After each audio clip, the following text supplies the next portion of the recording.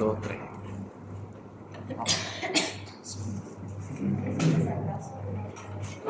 Punto de parece que ahora hay una trancadera por todo. Entonces veamos la cornilla, todo lo que consigue.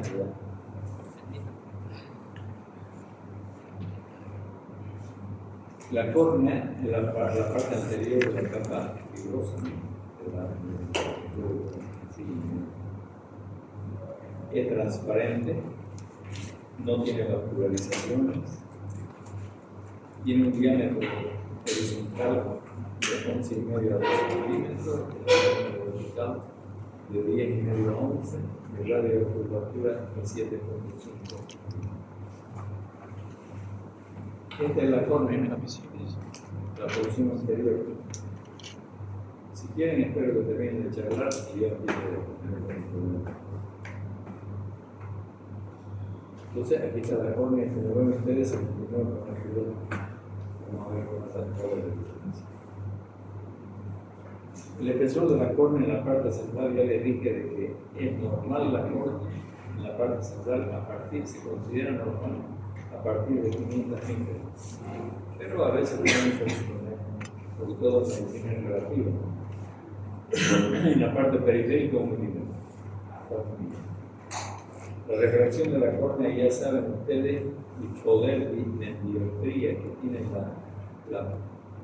la córnea es 43 dioptrías.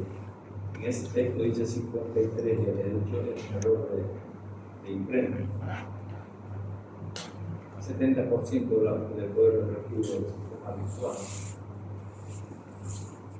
El limbo esclerocorneal es la transición entre córnea y esclero. Estas son las características. Curvatura en la porción externa de la córnea y la interna es diferente. De blanco a blanco es 11,7 milímetros, el espesor aquí 0,7 milímetros y la parte central 5. Cuando está próximo, si ustedes leen un texto donde diga que tiene 550, es normal. Porque pone de 550 hasta de 600 en la parte central. Pero de 500 para arriba, lo que ustedes le pongan vale. En la periférica hasta 1 milímetro bajo.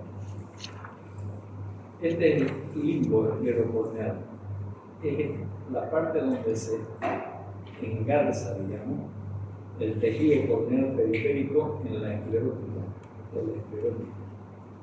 Y esto forma, por eso lo he puesto en la diapositiva, el ángulo de la cámara anterior, que es de vital importancia porque aquí está la malla trabecular y el canal de Slem, donde el humor acuoso pasa a través de la malla trabecular al canal de Slem para eliminarse del interior del globo ocular.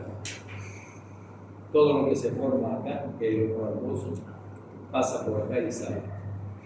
Entonces, ese es el punto, el ángulo de la cámara anterior es el punto de equilibrio de la producción y la eliminación del humor acuoso, que es lo que hace que la presión intraocular se mantenga entre 10 y 20 milímetros de mercurio.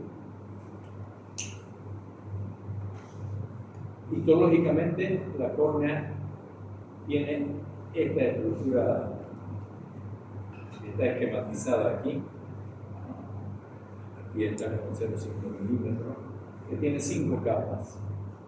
El epitelio es estratificado, no queratinizado como la piel. Tiene microvelocidades que hacen de que haya mayor superficie de contacto con la película lacrimal. Después tenemos la membrana basal, que en este texto está contada como una capa más, pero en realidad no es. La membrana basal lo único que hace es facilitar la adhesión entre el epitelio, ¿no?, y el estroma a través de hemidesmosomas. ¿Saben qué son los hemidesmosomas? ¿Saben?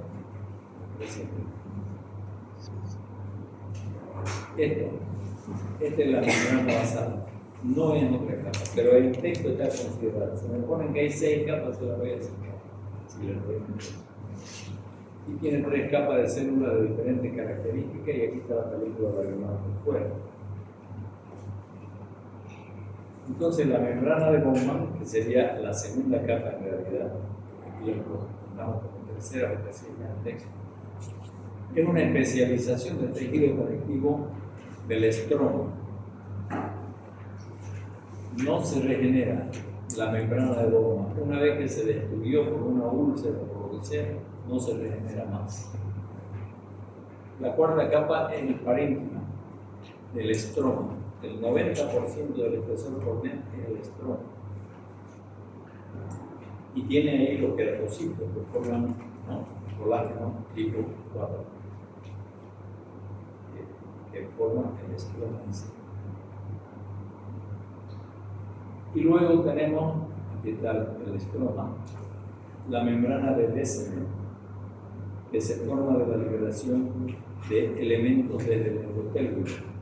Además, el endotelio tiene la característica, la membrana de Descemet es el punto de protección contra las bacterias, porque el estroma lo puede destruir las endotoxinas de la bacteria en una infección de la córnea, en una úlcera corneal, pero este es resistente a la colagenasa de las bacterias, porque tiene colágeno tipo 3 y 4.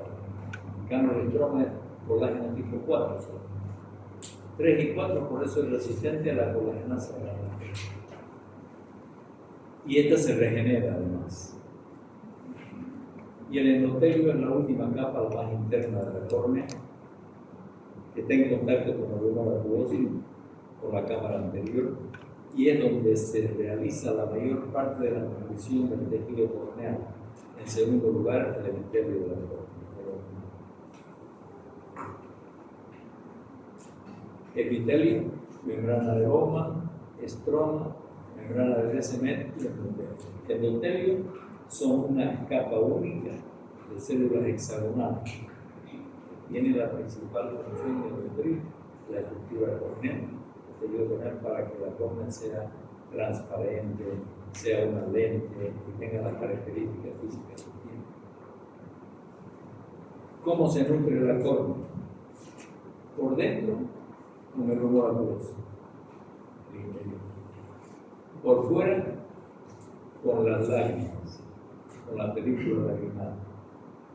La capa lipídica, la capa acuosa, la capa mucosa que está en contacto con el epitelio de la córnea. Esa es la forma, y en la parte periférica se nutre a través de los vasos que llegan hasta el limbo, que llegan hasta. ¿Por qué está dada la transparencia de la córnea? La córnea tiene colágeno tipo 4 y el estroma también tiene colágeno tipo 4, pero el colágeno es blanco, la parte periquerática, la parte la esclerótica es blanca. En cambio, la córnea es transparente, es una lente. Por las células epiteliales y endoteliales que mantienen un buen equilibrio entre las fibras de colágeno, y la disposición de las fibras de colágeno en la córnea están paralelas, la una con la otra, y la evaporación y producción de nueva cantidad de nutrientes, que son las lágrimas, y la presión intraocular. Estas son las características que hacen, las condiciones que hacen que la córnea sea transparente. En cambio, la esclerótica tiene la fibra de colágeno, todos son los tipos 5, y están ordenadas, no en forma paralela, sino en forma desordenada. ¿Para qué sirve la biomicroscopía en el examen de la córnea? El biomicroscopio que han debido ver lo que han ido a la práctica es la lámpara de hendidura, un microscopio que sirve para examinar el globo. Con el biomicroscopio vemos si la córnea está o no transparente, la transparencia, si hay o no hay pérdida de sustancia, y si la disposición de las caras anterior y posterior y el parénquima están bien, y alteraciones en el espesor y la curvatura de la córnea. En términos generales, porque vamos a ver cómo se estudia la córnea con otros métodos de estudio que ustedes ya los conocen también. Otros instrumentos. parte de la lámpara de hendidura que se usa para examinar la córnea, son el topógrafo corneal, que lo conocen, ¿verdad? Lo conocen, que han hecho topografía en lo que han ido a la práctica, que no solamente analiza la superficie externa de la córnea, sino la superficie interna también, en el endotelio. El paquímetro, otro método de estudiar la paquimetría, es un sistema de ultrasonido, microultrasonido, que sirve para medir el espesor de la córnea. Y el microscopio especular, aparte de otros. El microscopio especular que nos informa del estado del endotelio. Y hemos dicho ya que el endotelio tiene desde 2000 a 3000, debe tener normalmente de 2000 a 3000 células por milímetro cuadrado. Con esto podemos ver con el microscopio especular podemos contar las células. Esto es una toma de la topografía corneal, donde se ven, esto es como sacar una fotografía desde un satélite de la Tierra, más o menos, o desde un avión alto, donde las partes prominentes, los cerros, son color colorado, rojo, y la parte más deprimida, más plana, más baja, son azules, y los valles son color verde. Esto es en base a una coloración convencional que se da a cada zona en potencia en dioptrías de cada color, que tiene diferentes dioptrías, y ahí sabemos cuál es la zona más prominente o cuál es la zona más prominente. Esto es un astigmatismo, pero es irregular. Vean ustedes que esta parte está más prominente que acá, solamente en la parte superior. Pero aquí es totalmente desordenado, y aquí tenemos una prominencia importante, que es el punto central, se lo ve negro aquí, pero es más tinto, corresponde a un queratocoma, la deformación cónica de esta zona inferior de la córnea. Entre las anomalías congénitas de la córnea tenemos la microcórnea, la córnea que mide en el diámetro horizontal menos de 10 milímetros, se llama microcórnea.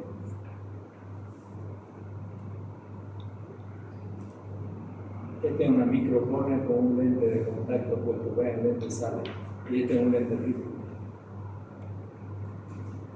La megalocórnea, la córnea que mide más de 13 milímetros de diámetro. Vean, aquí ya no se ve casi nada de esclerótica, porque es demasiado grande la córnea.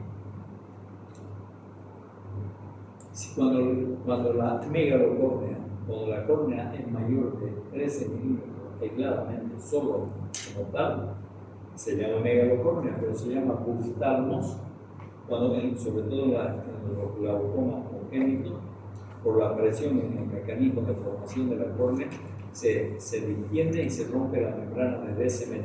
Hay ruptura de la membrana de Descemet, entonces se llama buctalmos. Megalocórnea. Córnea enorme, no hay espacio de izquierda que se ve. El puro ojo, parece el papa Laceni. La papa común, llama el puro ojo.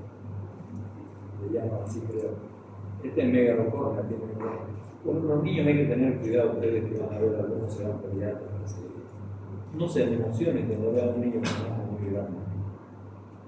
A veces, ven qué hermoso este peladito, miren esos ojos de niños, son ojos grandes, a veces son megalocórneas, y eso es una manifestación de glaucoma congénito. Cuando ven un niño demasiado ojoso y el padre no es tan ojo y la madre peor todavía, entonces sospechen un glaucoma congénito. Córnea plana. Vean, esta córnea es muy plana. La curvatura es mayor, el radio de curvatura es mayor que lo normal, está casi plana. Estas córneas planas se asocian muchas veces a microcórnea y se asocian también a alteraciones intraoculares. Otras estructuras están alteradas. El embriotoxón. El embriotoxón es un anillo opaco que se lo ve detrás de la periferia de la córnea. Alteración mesodérmica del segmento anterior, que muchas veces se asocia a hipertensión porque la malla trabecular está bloqueada por la estructura mesodermical. En todo el contorno, si ustedes miran con una gonioscopia, van a ver, a todo alrededor va a ver, sino que aquí es visible desde afuera. Esta opacificación periférica. Las queratitis ya son los procesos inflamatorios de la córnea. Pueden ser de dos tipos, superficiales y profundos, que tienen connotaciones completamente distintas la una de la otra. Las queratitis superficiales generalmente involucran o afectan, comprometen el epitelio, la membrana de Bowman y la porción anterior del estroma. Las queratitis superficiales. La causa de la etiología es exógena. Basura que se enrolla y lastima, uñas que se lastiman con las uñas, lentes de contacto, cosas que están en el ambiente por fuera, producen daños, lesiones en la córnea que se convierten en una úlcera corneal y eso es una queratitis superficial. Y ahí las bacterias hacen su agosto, comiéndose el estroma de la córnea y se la destruyen hasta llegar a la membrana de Descemet. Ahí se encuentran con la aduana, ¿no? Pero aduana de la aduana que controla las bacterias, que no pasan las condiciones corneales de la membrana de Descemet. Tienen el estroma, la membrana de Descemet tiene células tipo 3, de colágeno tipo 3, por eso. Los procesos inflamatorios, las queratitis, infecciosos, lo que sea, tienen tres periodos. El periodo de infiltración, cuando se produce el trauma, se llena de linfocitos que vienen como un ejército a defender la zona lesionada de la córnea. Después viene la ulceración, por la colagenasa de las bacterias destruyen el trauma. Y después la cicatrización, una vez que se trata, se forman nuevos queratocitos y van a tapar la zona destruida. Esos tres son los tres periodos del mecanismo de ulceración de la córnea, de la queratitis superficial. La infiltración linfocitaria está en la superficie corneal y en la parte es difusa y tiene una profundidad que se necrosa en toda la estructura. Llega hasta la membrana de Descemet, ya lo saben. Una vez que llegan a la membrana de Descemet, todo el estroma de la córnea, que son más de 400 micras de las 500 que mide el espesor corneal, quedan solamente menos de 100 micras. Esas 100 micras, con la presión normal del ojo, se aboman y forman el Descemet ocele, que es como una hernia de la membrana de Descemet, un abombamiento por la destrucción del estroma de la córnea. Y eso se llama Descemet ocele y puede perforarse y producir pérdida de globo ocular o infecciones intraoculares que obliguen una vez a hacer trasplante de la córnea 100% o a recubrimiento de la córnea conjuntival. Esto es una úlcera corneal, una queratitis superficial con hipopión. Este es hipopión. Hipopión es pus en la cámara anterior. Esto es pus en la cámara anterior. Esta es la úlcera corneal y vean ustedes la estructura inflamada de todo el tejido corneal.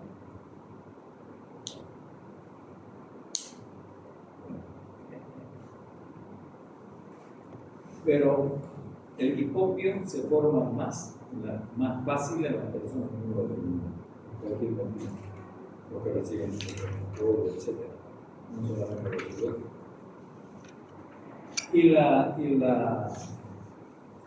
El hipopión está formado por leucocitos y fibrinos.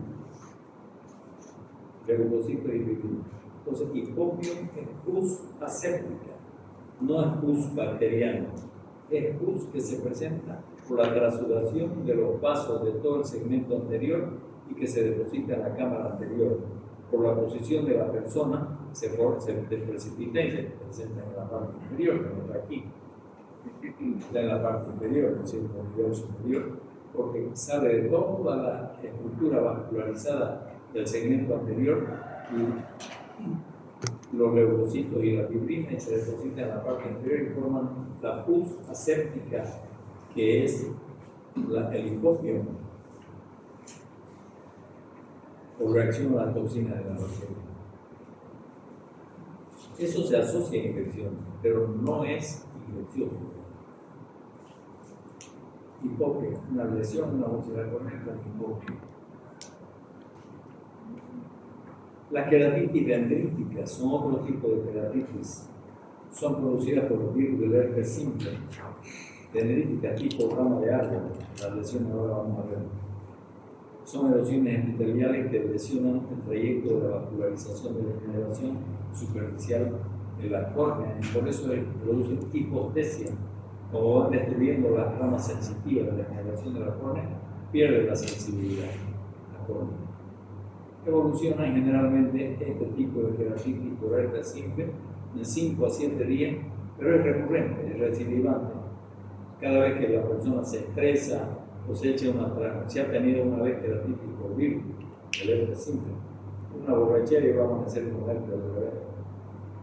Y si le pega a su chica, otra vez por el estrés, cada que se estresa. Entonces eso a la larga es tan recurrente que se forma una queratitis profunda a la larga a partir de la queratitis superficial. Esta es una queratitis.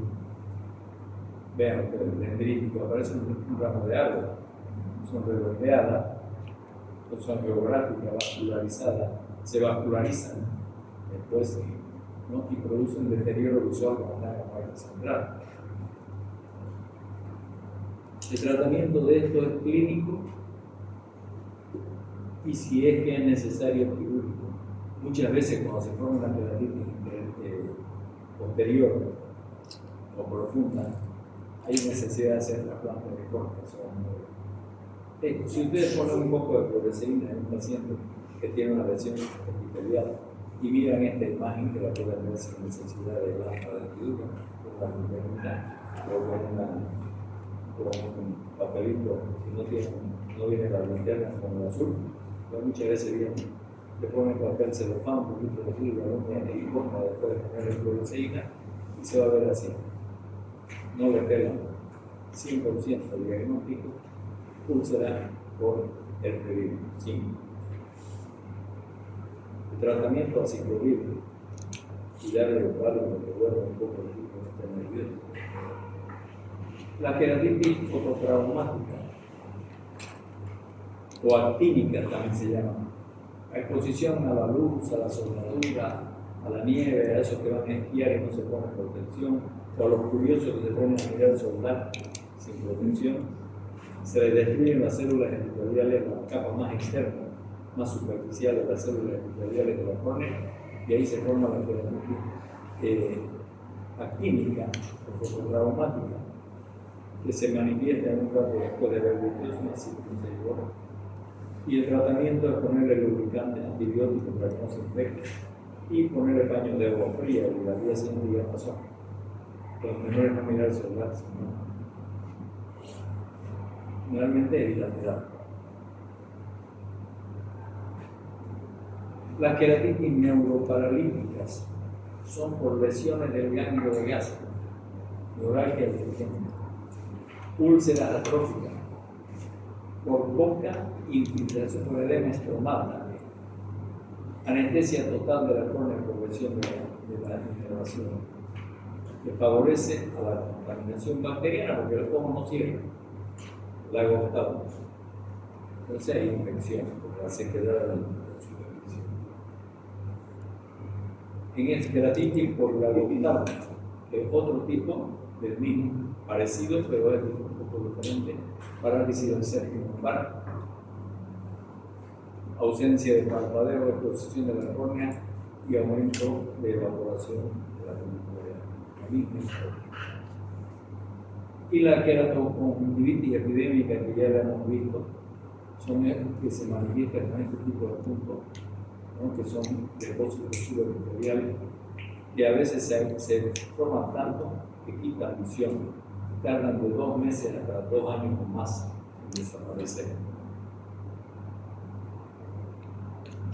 Las queratitis superficiales entonces se caracterizan por dolor, disminución de la agudeza visual por el edema que está formándose en el ojo, fotofobia, molesta la luz, blefaropatía, hay tendencia a cerrar el ojo, iridociclitis, proceso inflamatorio del iris, que eso es lo que libera sustancia y forma el hipopio. Hipopio, queratitis superficial del hipopio. Esto es una queratitis por pseudomonas. Con pacientes, se presentan muchos pacientes que están internados en la sala de quemado. En la sala de quemado hay muchas pseudomonas.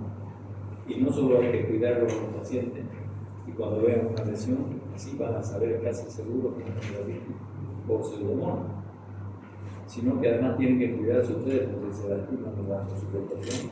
Hay que ponerse, toda la medicina es excelente para mandar a la pseudomonas, pero hay que saber que son pseudomonas y ponerse cada hora.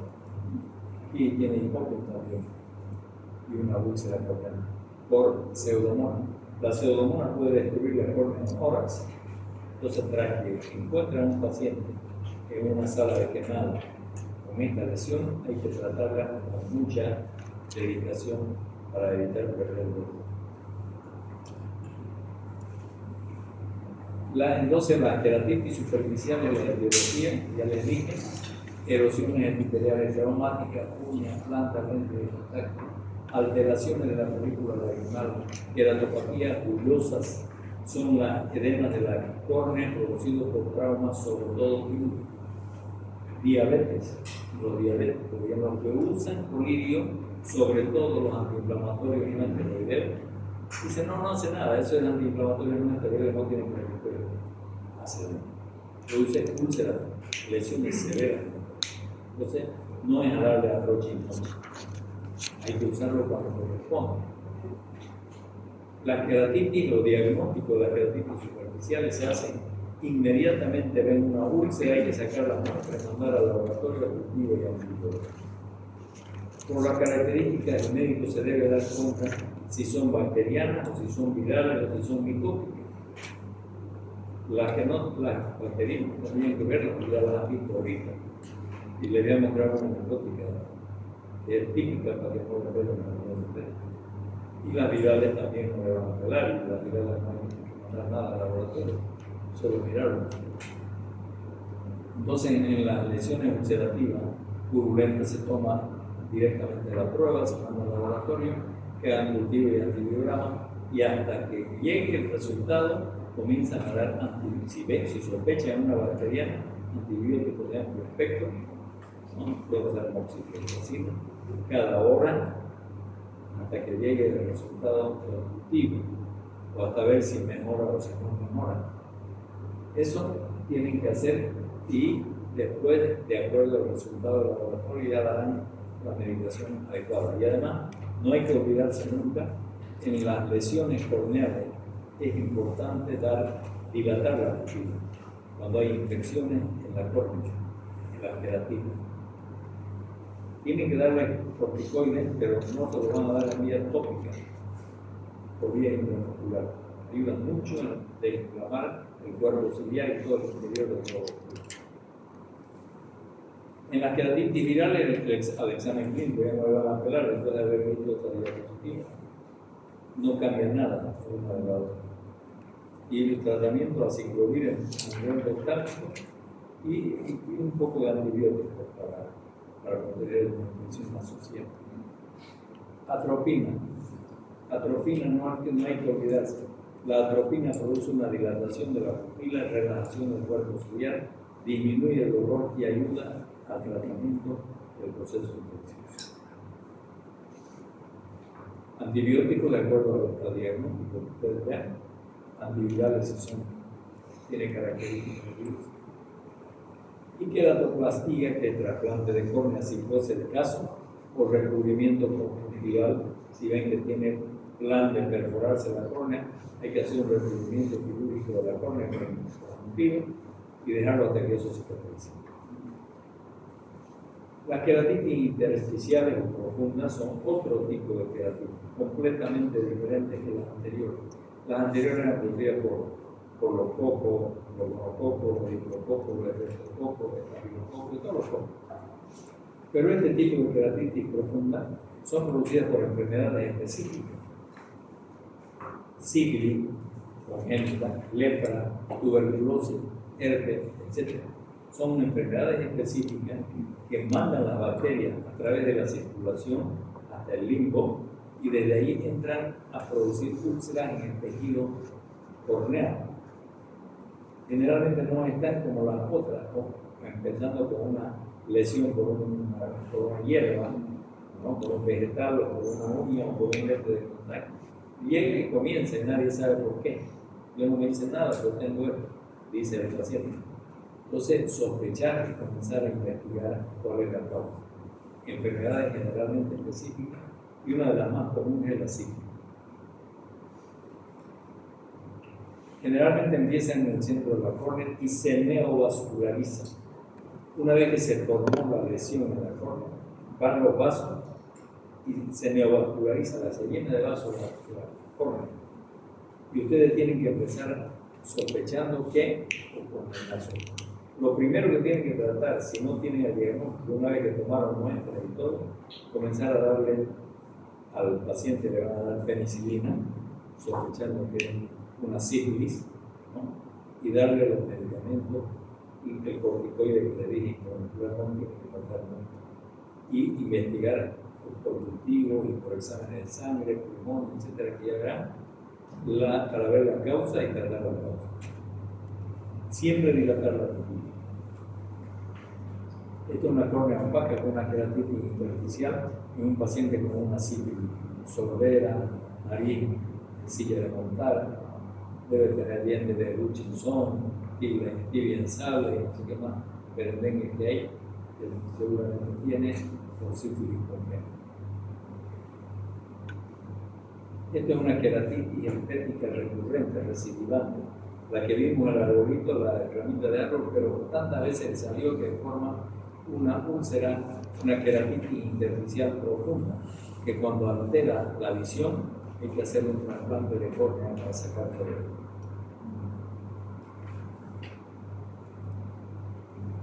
Periodo de infiltración, ¿no? Toma el centro de la córnea, el periodo de infiltración, que es la primera fase. Luego se neovasculariza, ¿no? Esa neovascularización no son vasos rojos, son vasos grisáceos, sucios, una vascularización sucia. Y después de la etapa de absorción, quedan los exudados y posteriormente, cuando ya se cicatrizó, quedan los vasos fantasmas. Ustedes van a ver en la que queda una cicatriz en la córnea. Y si miran por la lámpara de vidrio, van a ver como caminitos de hormiga todas las huellas de los pasos que habían ahí, de la vascularización que había. Con la lámpara de vidrio se puede ver fácil los vasos fantasmas. Estos caminos de hormigas, pero son recuerdos de la vascularización que se generó, que si ya se desapareció. La evolución entre 8 y 10 meses, según la infancia y la adolescencia, sobre todo en los científicos, y el tratamiento sistémico. Para la agente causal, corticoide tópico una vez que ha cicatrizado la superficie. Para tratar de disminuir en lo posible la opacidad que está dejando por la cicatriz. Las degeneraciones, que ya son otro grupo de afecciones de la córnea, las degeneraciones son la conversión del tejido en sustancias inertes, como esto. El gerontoxón o arcosenil. Se forma un anillo en la parte periférica de la córnea. Esto es producido por acumulación lipídica en esta parte. No hay ningún tratamiento para esto porque no produce nada, no afecta nunca a la parte central de la córnea, solo afecta a la gente mayor de 60, 70 años, ¿no? Y hasta se lo ve medio ojo claro, ¿no? Entonces, no hay que tratar ni nada, solamente vigilar, pero saber que existe para no tener el temor de que sea una patología importante, ¿no? Eso no se trata. Aquí tiene igual, que era un toxón. Hay gente que llega y dice, a mi abuelito se le están haciendo azul de su boca. Hay gente que la usa. Degeneración hialina grasa de la córnea también, por proceso inflamatorio crónico.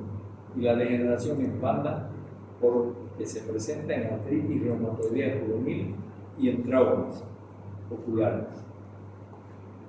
Inicia generalmente en la parte periférica. En la queratopatía en banda se inicia la opacificación en la parte temporal y en la parte nasal de la córnea y se van juntando hasta que forman un cinturón. Por eso se llama degeneración en banda. Esto es una degeneración lipídica, pero esto es una degeneración en banda. En este caso, por un trauma, vean que aquí falta un pedazo de iris. En este caso, es traumático. Pero los procesos artríticos también producen esta degeneración. Degeneración en banda ya calcificada. Pero esto ya hay maneras de limpiarlo. La distrofia de la córnea son alteraciones hereditarias, fallas del metabolismo hereditario. Generalmente son bilaterales, no hay inflamación, no hay vascularización de la córnea, ¿no? Son raras, normal, y el tratamiento es quirúrgico cuando afecta la visión, las distrofias. Como la córnea tiene en la parte superficial que está formada por el epitelio de la córnea y la membrana de Bowman, ¿no? Esa es la distrofia de Snyder, se forma en la parte anterior del epitelio principalmente de la córnea. Y vean ustedes cómo se forma como una costra. En este caso no se opera, son recurrentes a veces. A veces hacen trasplantes de córnea lamelares, solamente en la parte superficial, cuando alteran la visión, pero en este caso está el paciente viendo por acá. Y si llega con una visión de 60, 70, 50%, hay que dejarlo. Hay que hacerle seguimiento, porque a veces cambia. Si altera mucho la visión, que perjudica al paciente en su actividad, hay que hacer un trasplante de córnea lamelar. Esto ya es la parte central de la córnea, la parte estromal, entonces distrofias endoteliales granulosas de la córnea. Pero aquí vean ustedes que es como echar miga de pan, pero está disperso, no está concentrado, entonces tiene visión buena el paciente. Mientras hay visión buena, eso lo puede tener toda la vida y a veces no hay que hacerlo, pero hay que vigilar con el problema. Y ya en la parte posterior, en la membrana del Bessel y el endotelio. Vean como papel apeñuscado. Entonces, distrofia en recta. Lo mismo, si hay buena visión no hay que tocar, pero si hay mala visión que limite al paciente hay que hacer un trasplante córnea. Y las deformaciones de la córnea, tenemos el queratocono. Es la principal causa que contraindica la cirugía refractiva con láser famoso. Queratocono. Es una formación cónica por debilitamiento del estroma de la córnea, sobre todo la parte central o central inferior. Generalmente se le atribuye a la posición, hay factores genéticos, por supuesto, pero se le atribuye también su desarrollo hasta recompensarse al frote permanente de los pacientes que tienen alergias oculares y se viven masturbando. Eso hace que las capas de la córnea se vayan formando y se formen en coma. También dormir al gobierno en la cara, dormir de la orilla, son causas de la reformación de la córnea y formación del querato. Esto causa miopía, astigmatismo, deterioro de la visión y es una de las causas más frecuentes de trasplante de córnea. Actualmente hay el cross-linking, es un procedimiento que se hace con una radiación especial para endurecer la fibra de la córnea y evitar el trasplante. Se ha disminuido los trasplantes de córnea por queratocono en un 70% por el uso del cross-linking. Tratamientos, lentes de contacto especiales para el queratocono hay, mientras se pueda conservar la córnea sin trasplante, queratoplastia. Es la última cosa que se debe hacer. Trasplante córnea. queratocórnea. No sé si se fijan, pero parece un farol de auto. Y cuando ustedes levantan los párpados superiores y hacen mirar abajo al paciente, esto se hace una maca, ven, este está más que este, signo de punzón se llama. Le levantan los párpados, lo hacen mirar abajo y queda como amaca a los párpados del interior, signo de punzón. Queratoplastía se le dice al trasplante de córnea. Penetrante es cuando se trasplanta toda la córnea, todo el bloque córnea, toda la lógicamente se trasplantan 8 milímetros de diámetro, poco más, poco menos, depende de cada caso. Pero si es toda la córnea, todo el espesor corneal se llama penetrante. Y laminar o lamelar cuando solo se trasplanta las partes afectadas de la córnea, puede ser hasta la membrana de cemento, de la membrana de cemento para afuera, o la membrana de cemento y el endotelio se deja por afuera, de acuerdo a cuál es la parte afectada. Las indicaciones de los trasplantes de la queratoplastía, las distrofias corneales, los cromatismos, úlceras corneales, queratocoma, leucoma, etc. Leucoma es córnea blanca, leucoma, no es glaucoma. La glaucoma es una enfermedad causada por la presión ocular. Leucoma, cicatriz corneal, cicatriz no corneal. Y un trasplante corneal, que no es cosa del otro mundo. Se corta con un trépano la córnea donante y se la sutura en el paciente que va a recibir. Hay un porcentaje alto de rechazo relativo, más o menos tiene un 9% de rechazo en los primeros 5 años. Y así va con el tiempo disminuyendo la chance de rechazo de la córnea. No se hacen estudios de histocompatibilidad, solamente el paciente, las características de la córnea del donante y del receptor. Pero no hay histocompatibilidad porque no hay zona de vascularización en la córnea, no tiene vascularización. Entonces se puede responder. Este es un trasplante ya más viejo.